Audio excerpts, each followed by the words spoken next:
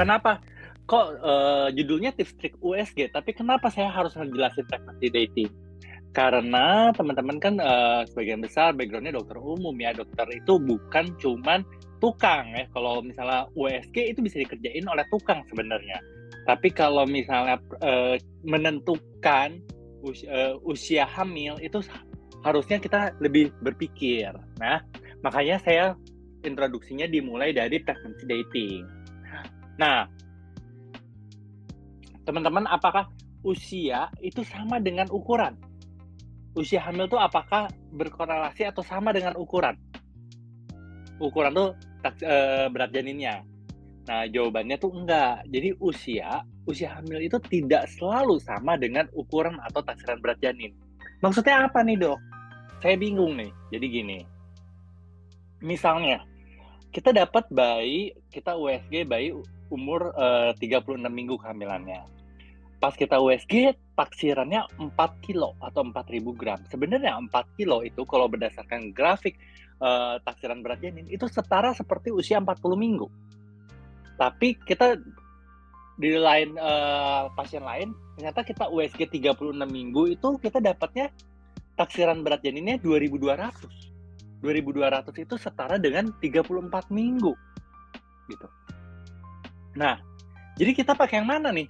Pakai taksiran berat janin untuk menentukan usia hamil, atau dibalik, usia hamil yang belum tentu sama dengan taksiran berat janin. Nah, ini yang teman-teman kadang-kadang jadi bingung. Karena apa sih konteks prakteknya di lapangan? Biasanya nih teman-teman nemuin di puskesmas, pasiennya itu udah USG mungkin sama dokter kandungan atau dokter umum. Pasiennya tuh bilang ke dokter misalnya, "Dok, kemarin saya USG di puskesmas sebelah nih. Katanya taksiran persalinannya makin lama makin maju, Dok. Atau taksiran persalinannya kok berubah-ubah, bisa maju, bisa mundur, bisa maju, bisa mundur." Karena apa? Karena teman-teman itu menggunakan usia hamil berdasarkan taksiran berat janin.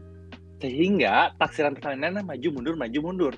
Padahal taksiran persalinan itu harusnya akurat, tidak pernah maju mundur. Karena taksiran persalinan itu dianggapnya usia kehamilan 40 minggu.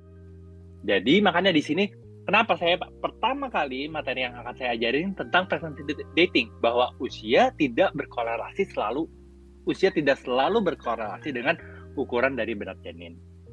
Nah, yang paling sering memang menentukan usia hamil itu berdasarkan taksiran berat janin ya, nih, estimated fetal weight.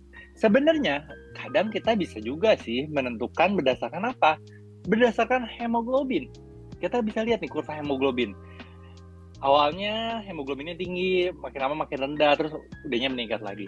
Tapi ini lebih aneh lagi kan, kalau kita menentukan usia hamil berdasarkan cek HB gitu. Di puskesmas pasti bisa cek HB.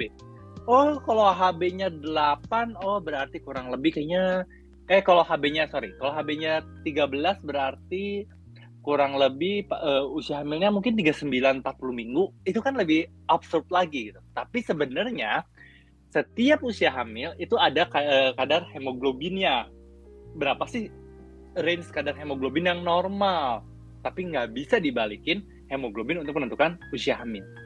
Sama, taksiran berat janin atau estimated fetal weight itu tidak bisa dibalikin untuk menentukan usia hamil. Gitu. Nah, ini juga kadang-kadang kita menentukan, oh, kita lihat dari panjang tulang pahanya, langsung tulis ukuran taksiran usia hamilnya kapan. Itu juga nggak bisa. Seperti itu. Nah, apa sih risiko pengukuran usia hamil yang nggak akurat? Apa risikonya? Pertama, bisa meningkatkan risiko distosia bahu. Kenapa meningkatkan risiko distosia bahu? Misalnya gini, pasien kita lihat, oh ini baru 36 minggu dari taksiran berat janin. Ternyata sebenarnya usia hamil sesungguhnya itu udah 39 minggu. Kalau udah 39 minggu kan biasanya kita akan tawarkan induksi di 41 minggu. Tapi kalau karena lu berdasarkan USG, oh baru 36 minggu, tunggu lagi deh, ini kan baru 36 minggu, masih bisa 4 minggu, 5 minggu lagi. Ternyata begitu naik ke 41 minggu, bayinya jadi besar. Jadi meningkatkan risiko distosia bahu. Kedua apa? terjadi large discrepancy. Maksudnya large discrepancy ini terjadi perbedaan usia hamil yang akurat itu sampai 9-20 hari. Selanjutnya apa? Low Apgar score. Kalau ini kita ngerasanya biasanya kalau yang ini low Apgar score tuh karena teman-teman nge-USG, wah ini udah 3 kilo nih, udah cukup bulan nih, udah lahirin, udah 3 kilo. Ternyata dia baru 34 atau 35 minggu. Jadi sebenarnya lu melahirkan bayi yang prematur. Nah, low Apgar score ini berkaitan dengan apa? Asfiksia, kematian janin, kematian neonatus. Karena apa? Karena salah menentukan usia hamil. Jadi yang paling penting sebenarnya sebelum teman-teman bisa USG adalah gimana sih cara nentuin usia hamil yang paling akurat. Nah, kita lihat. Biasa teman-teman tahu pasti, kalau nentuin usia hamil mungkin dari last menstrual period atau hari pertama haid terakhir, atau dengan menggunakan USG. Kita akan lihat. Paling gampang itu dengan menggunakan last menstrual period atau hari pertama haid terakhir. Tapi kadang-kadang pasien datang tuh, apalagi pasien misalnya datang ke puskesmas, Bu, kapan hari pertama haid terakhir? Oh, kemarin sebelum gerhana bulan. Bingung. Kapan hari pertama haid terakhir? Oh, kayaknya 1 minggu sebelum puasa deh, Dok. Jadi pasien itu tidak mengingat tanggal, tapi dia mengingat momen tertentu yang menyebabkan inaccurate recall of last menstrual period. Karena kita butuhnya tanggal, bukan oh kemarin pas lagi ada gerhana bulan atau pas lagi bulan purnama. Kan itu sesuatu hal yang nggak akurat. Terus apa lagi? Dia ingat tanggalnya. Oh, saya menstruasi terakhirnya tanggal 20 Januari. Tapi kalau ditanya, Bu, siklus mensnya teratur nggak? Ya, kadang dapet, kadang enggak. Kadang siklusnya bisa 20 hari, kadang memanjang bisa sampai 35 hari. Karena irregular. Terus apa lagi? Variabilitas pada timing ovulasi. Ini maksudnya kenapa bisa terjadi variabilitas pada timing ovulasi? Karena siklus yang irregular. Kemudian perdarahan pada awal hamil. Ini yang membuat last menstrual period ini jadi bingung. Kenapa? Kapan mens terakhir? Oh, kemarin sih, Dok. Baru sih Oktober. Kayaknya tanggal 1 Oktober.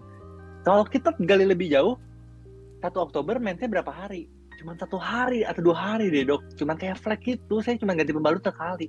Jangan-jangan itu bleeding in early pregnancy.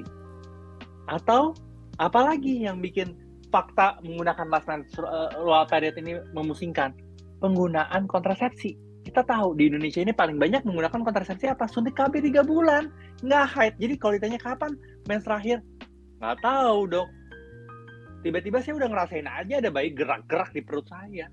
Karena saya waktu itu lupa suntik lagi. Nah, penggunaan KB. Apalagi exact conception date ini jarang. 45% itu karena uncertain, nggak yakin. Terus udah gitu sperm bisa survive 5-7 hari, sehingga kita nggak bisa menentukan yang akurat kalau ini oke lah, ini bukan tugas teman-teman, atau variasi antara ovulasi dengan implantasi bisa mencapai 11 hari. Ini fakta-fakta yang membuat kenapa sih kadang last menstrual period atau HPHT itu tidak bisa diandalkan. Nah, makanya muncullah kapan sih optimal antenatal care. Sebenarnya paling baik adalah 11-14 minggu. Itu untuk screening dan dating scan. Maksudnya dating scan apa? Untuk menentukan usia hamil yang paling akurat. Dimana teman-teman kalau kita lihat di buku KIA warna pink yang sekarang, ANC itu dilakukan 2 kali pada trimester pertama, 1 kali pada trimester kedua, dan 3 kali pada trimester ketiga. Di mana 2 kali pada trimester pertama diharapkan 1 kali ketemu dokter umum untuk dilakukan USG. Nah, USG itu sebaiknya dilakukan di 11-14 minggu. Untuk ngapain? Untuk melakukan dating scan. Nah, sekali lagi ketemu dokter umum kapan? Di trimester 3 untuk menentukan apakah persalinan ini bisa dilakukan di puskesmas atau harus dirujuk. Nah, pertanyaan berikutnya, di Indonesia ini kan dating scan dilakukan oleh dokter umum. Berarti ada tugas berat buat dokter umum buat ngerjain melihat dating scan untuk menentukan kapan sih taksiran persalinan. Ya nggak, teman-teman? Nah, sayangnya program pemerintah ini kurang pas. Kenapa? Kadang spesialis aja mengerjakan dating scan-nya kurang benar. Kenapa? Karena untuk melakukan dating scan tuh perlu beberapa syarat. Bagaimana posisi bayinya, ngambilnya harus dari mana sampai mana. Sementara dokter umum yang dilatih hanya sebenarnya, oh ya yang penting lu bisa menentukan, oh ini kepala, ini apa. Ini disuruh melakukan dating scan. Alhasil apa? Kacau juga. Jadi program yang sudah berjalan di Kemenkes ini dari 3-4 tahun kadang-kadang jadi kacau karena apa? Di trimester pertama tidak bisa merujuk ke rumah sakit yang harus dikerjakan oleh dokter umum dating scan untuk menentukan usia hamil, tiba-tiba nanti dirujuk di trimester 3 dengan berbagai komplikasi ke rumah sakit. Sementara yang paling akurat kita tahu di 11-14 minggu atau pada saat dating scan itu. Seperti itu. Nah, kalau misalnya selanjutnya anatomi scan atau screening preterm delivery pada 18-22 minggu itu udah jelas bukan tugas dokter umum. Memang harus dilakukan di rumah sakit oleh dokter spesialis. Tapi ini pun jarang sekali bisa dirujuk karena kita tahu rujukan biasanya baru ngerujuk ke rumah sakit ya paling cepat 32 minggu. Kadang-kadang saya dapat pasien 34, 35 minggu. Kalau ditanya, kenapa kok Bu baru dirujuk sekarang? Iya nih dok, saya padahal bekas sesar, saya udah minta rujukan. Nggak dikasih sama puskesmas dok, katanya nggak boleh dirujuk cepet-cepet. Itulah masalah yang terjadi akhirnya di kita itu.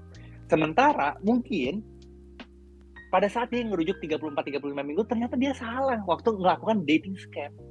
Jadi jangan dia udah 37 atau 38 minggu, jadi sangat mepet seperti itu. Tapi ini kan program pemerintah yang saya juga nggak bisa intervensi bahwa ya hasil apa ya saya harus sosialisasiin gimana sih cara ngerjain dating scan yang benar. Tapi balik lagi bahwa dating scan tuh perlu menggunakan alat USG yang compatible. Maksudnya apa? Yang cukup baik lah. Karena saya tahu bahwa USG-USG yang didistribusin di puskesmas ya USG-USG jinjing, USG-USG yang untuk tujuannya screening. Nah, jadi kita akan lihat maksudnya apa sih redating last menstrual period dengan USG? Jika teman-teman punya USG trimester pertama pada 9-14 minggu atau kurang dari 9 minggu, kalau kurang dari 9 minggu, kemudian kita tanya antara hari pertama haid terakhir dengan hasil USG teman-teman itu bedanya lebih dari 5 hari, silakan taksiran persalinannya menggunakan USG teman-teman. Pada kurang dari 9 minggu, kalau kurang dari 5 hari, kalau lebih dari 5 hari, silakan menggunakan USG teman-teman. Tapi kalau antara 9-14 minggu, kita toleransi 7 hari. Kalau lebih dari 7 hari, silakan gunakan USG teman-teman. Maksudnya gimana dok? Kita langsung prakteknya. Jadi kalau teman-teman dapat hari pertama haid terakhirnya itu ternyata baru 8 minggu, tapi ketika teman-teman mengukur CRL, Crown Ramleng, USG trimester 1 dapatnya 12 minggu, berarti kan bedanya lebih dari 7 hari ya. Silakan pakai taksiran persalinan yang didapatkan dari USG.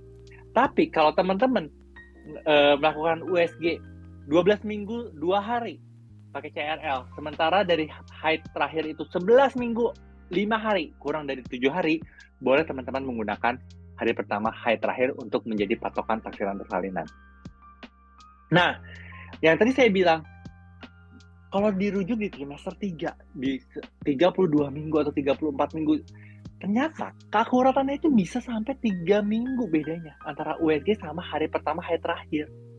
Jadi sebenarnya momen-momen yang paling penting dalam menentukan usia hamil itu adalah trimester pertama sebenarnya sampai 14 minggu. Kenapa? Karena momen-momen itu yang paling kecil perbedaannya antara mens terakhir dengan USG. Tapi ketika udah trimester 3 bisa beda sampai 3 minggu.